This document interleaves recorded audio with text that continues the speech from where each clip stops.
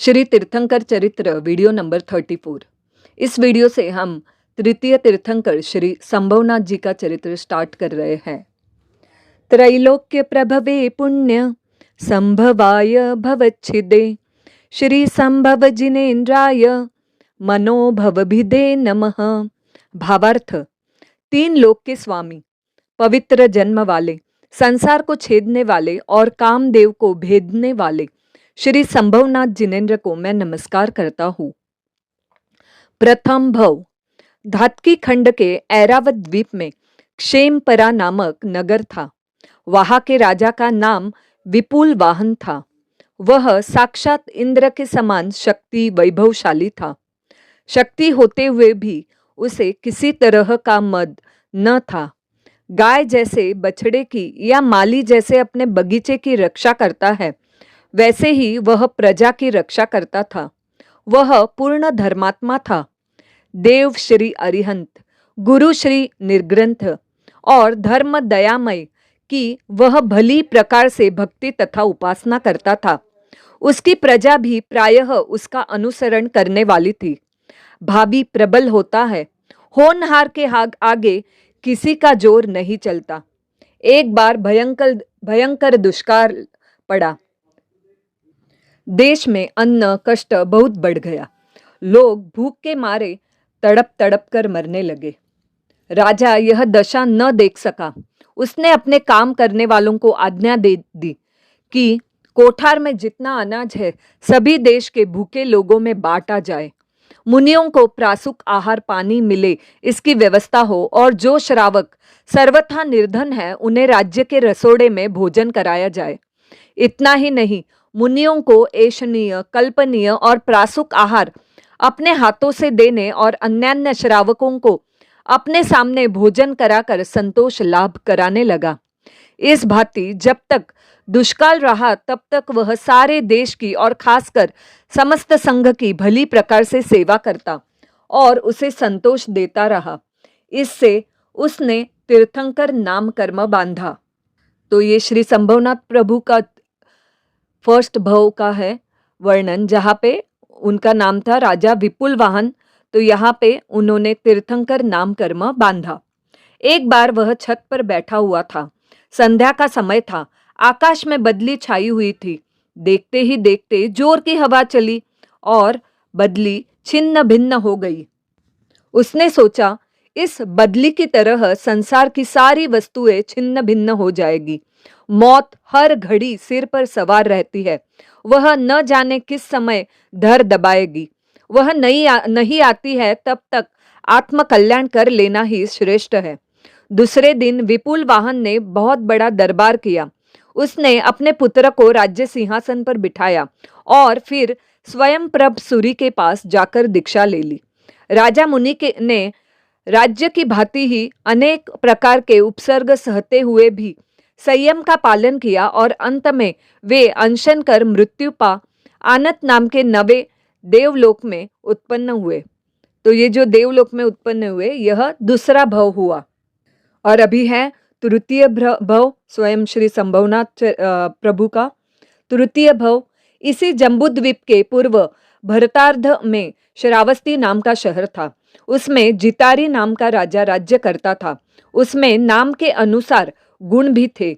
उसके सेना देवी नाम की पटरानी थी। वह इतनी गुणवती थी कि लोग उनको जितारी का सेनापति कहा करते थे।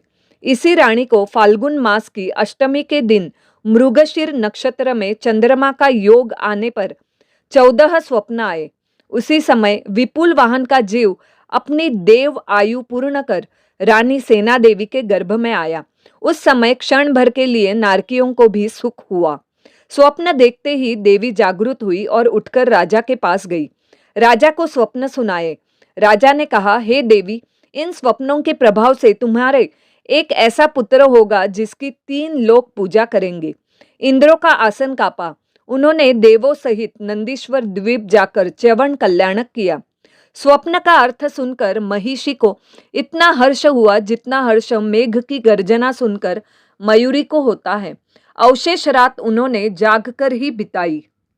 जब 9 महीने और 7.5 दिन व्यतीत हुए तब सेनापति ने जरायु और रुधिर आदि दोषों से वर्जित पुत्र को जन्म दिया। उनका चिन्ह अश्व का था। उनका वर्ण स्वर्ण के समान था। उस दिन मार्गशीर्ष शुक्ला चतुर्दशी का दिन था। चंद्रमा मृगशीर नक्षत्र में आया था। जन्म होते ही 3 लोक में अंधकार को नाश करने वाला प्रकाश हुआ। नारकी जीवों को भी क्षण भर के लिए सुख हुआ। सारे ग्रह उच्च स्थान पर आए। सारी दिशाएं प्रसन्न हो गई। सुख कर मंद पवन बहने लगा। लोग क्रीड़ा करने लगे। सुगंधित जल की वृष्टि हुई। आकाश में दुंदुभी बजी। पवन ने रज दूर की और पृथ्वी ने शांति पाई। 56 कुमारियों ने आकर स्तुति का कर्म किया। इंद्रों के आसन कांपे। उन्होंने आकर प्रभु का जन्म कल्याणक किया। प्रातः जितारी राजा ने बड़ा भारी उत्सव किया। सारा नगर राजभवन की तरह मंगल गान और आनंदोल्लास से परिपूर्ण हो गया। प्रभु जब गर्भ में थे तब शंबा यानी फली, मूंग, मोठ, चौले का धान्य बहुत हुआ था, इसलिए उनका नाम संभवनाथ रखा गया। प्रभु का बाल्यकाल समाप्त हुआ। युवा होने पर ब्याह हुआ। 15 लाख पूर्व बीतने के बाद जितारी राजा ने दीक्षा ली और प्रभु का राज्याभिषेक किया। प्रभु ने 44 लाख पूर्व और 4 पूर्वांग तक राज्य का उपभोग किया। एक पूर्वांग यानी 84 लाख बरस का होता है, तो प्रभु ने 44 लाख पूर्व और 4 पूर्वांग तक राज्य का उपभोग किया। 3 ज्ञान के धारक प्रभु एक बार एकांत में बैठे हुए थे। उसी समय उन्हें विचार आया, यह संसार विष मिश्रित मिठाई के समान है, खाने में स्वाद लगते हुए भी प्राणहारी है। ऊसर भूमि में अनाज कभी पैदा नहीं होता। इसी प्रकार 84 लाख जीव योनि की दशा है। मनुष्य भव बड़ी कठिनता से मिलता है। प्रबल पुण्य का उदय ही इस योनि का कारण होता है। मनुष्य भव पाकर भी जो इसको व्यर्थ खो देता है, आत्मसाधन नहीं करता है, उसके समान संसार में अभागा कोई नहीं है। यह तो अमृत पाकर उसे पैर धोने में खर्च कर देना है। मनुष्य होकर भोग विलास में ही समय निकाल देना मानो रत्न पाकर कौवों को उड़ाने के लिए फेंकना है।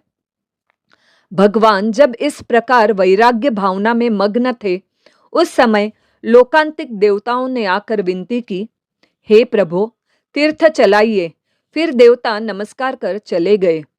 वर्षिदान देने के अनंतर भगवान ने सहसाम्र वन में आकर मार्गशीर्ष शुक्ला पूर्णिमा के दिन चंद्रमा जब मृगशीर नक्षत्र में आया था, तब संध्या के समय पंचमुष्टि लोच किया और इंद्र का दिया हुआ देवदुष्य वस्त्र धारण कर सर्व सावध्य योगों का त्याग कर दिया।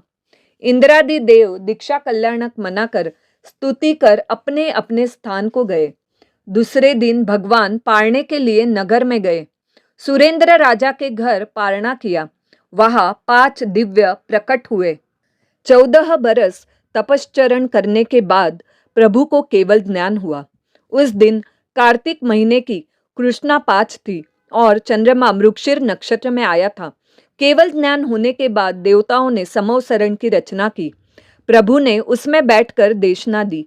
देशना सुनकर अनेक लोगों को वैराग्य हुआ और उन्होंने दीक्षा ग्रहण की। भगवान ने चारु आदि गणधरों को स्थिति, उत्पाद और नाश इस त्रिपदी का उपदेश दिया। इस त्रिपदी का अनुसरण करके 102 गणधरों ने 14 पूर्व सहित द्वादशांगी की रचना की। उसके बाद प्रभु ने उन पर वासक्षेप डाला। संभवनाथ प्रभु के शासन का अधिष्ठाता देवता त्रिमुख और देवी दुरितारी थे। देवता के 3 मुंह, 3 नेत्र और 6 हाथ थे। उसका वर्ण श्याम था। उसका वाहन मयूर का था। देवी 4 भुजा वाली थी। उसका वर्ण गोरा था और सवारी उसके मेष की थी। प्रभु के परिवार में 102 गणधर, 2 लाख साधु, 3,36,000 साध्वियाँ, 2,150 14 पूर्वधारी, 9,600 अवधिज्ञानी, 12,150 मनः पर्यवज्ञानी, 15,000 केवल ज्ञानी, 19,800 वैक्रिय लब्धि वाले, 12,000 वादलब्धि वाले वादी, 2,93,000 श्रावक और 6,36,000 श्राविकाएं थी। केवल ज्ञान होने के बाद 4 पूर्वांग और 14 वर्ष कम 1,00,000 पूर्व तक प्रभु ने विहार किया था। फिर अपना मोक्ष काल समीप समझकर प्रभु परिवार सहित समेत शिखर पर्वत पर गए। वहां 1,000 मुनियों के साथ उन्होंने पादोपगमन अनशन किया। इंद्रादि देव आकर प्रभु की सेवा भक्ति करने लगे। जब सर्वयोग के निरोधक शैलेशी नाम के ध्यान को प्रभु ने समाप्त किया, तब चैत्र शुक्ल पंचमी के दिन प्रभु का निर्वाण हुआ। उस समय चंद्रमा मृगशिर नक्षत्र में आया था। 1,000 मुनि भी प्रभु के साथ ही उसी समय मोक्ष में गए। इंद्रादि देवों ने केवल ज्ञान कल्याणक किया। कुमारावस्था में 15,00,000 पूर्व, राज्य में 4 पूर्वांग सहित 44,00,000 पूर्व और दीक्षा में 4 पूर्वांग कम 1,00,000 पूर्व, इस तरह सब मिलाकर 60,00,000 पूर्व की आयु प्रभु ने पूर्ण की।